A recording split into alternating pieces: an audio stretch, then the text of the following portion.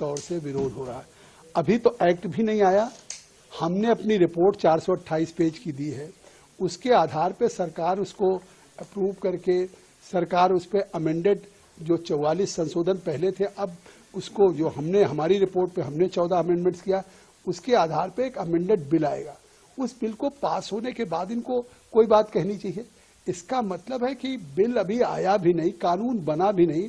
किस सवाल पे आज जंतर मंतर पे all India Muslim personal law board हो, जमायत उलमा हिंद हो या ओवैसी की पार्टी AIMM हो या विपक्ष की पार्टियों को नेताओं को बुलाया जा रहा है। ये केवल सियासी तकरार है, लोगों के मन में गुमराह किया जा रहा है। सरकार के प्रति केवल एक विरोध करने के लिए कहा जा रहा है, अन्यथा ये कानून जो सरकार लेकर के आई थी और JPC को सुपुर्द हुआ था, वो एक बेहतरी के लिए। लोग कह रहे हैं जंतर मंतर में बैठ के साहब हमारे अख्तियार DM को दे दिया जाएगा। कहीं नहीं DM को। अगर कोई डिस्प्यूट होगा वक्फ की प्रॉपर्टी के साथ और किसी का, चाहे किसी सरकार के साथ या किसी और के साथ, अब DM को अधिकार नहीं होगा। DM से ऊपर चाहे कोई राज्य सरकार का सेक्रेटरी होगा, कमिश्नर होगा, और यहाँ तक कि ट्रिब्यूनल में अगर कोई एग्रीव्ड है तो उसको हाई कोर्ट सुप्रीम कोर्ट जाने का उसको अवसर मिलेगा। और बेहतर कानून बनाया जा रहा है। इसके बाद भी मुझे तो आश्चर्य है कि किसी एक सवाल को तो बता दें कि इस हमारी रिपोर्ट में उनके हितों पे कुठाराघात होगा या हमने ऐसा कोई प्राविधान किया है जिस पे वो सवाल उठा करके देश को गुमराह कर रहे हैं कि साहब मस्जिद और खानका कब्रिस्तान ये चली जाएंगी।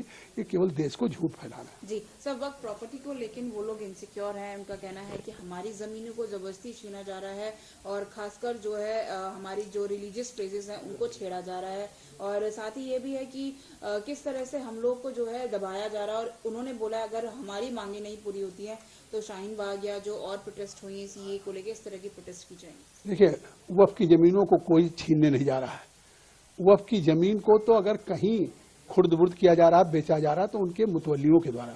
क्या कहीं सरकार ने वक्फ की जमीन को बेचा है? किसी हिंदू ने बेचा है?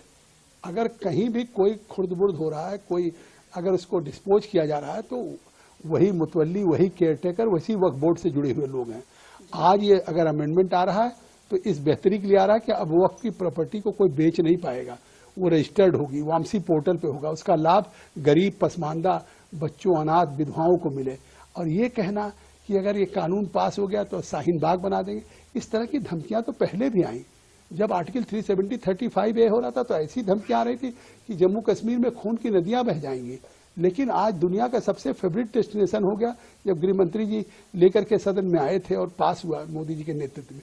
आपने देखा कि 3 तलाक था, उस समय भी इसी तरह जंतर मंतर पे विरोध हो रहा था, यही लोग थे। और आज अल्पसंख्यक महिलाएं आज उसका किस तरीके से सिक्योर हुई हैं। तो जिस तरह से महिलाओं के उनकी जिंदगी को, हक हकूक को सिक्योर किया गया, अब वक्फ की प्रॉपर्टी को भी सिक्योर करेगी सरकार।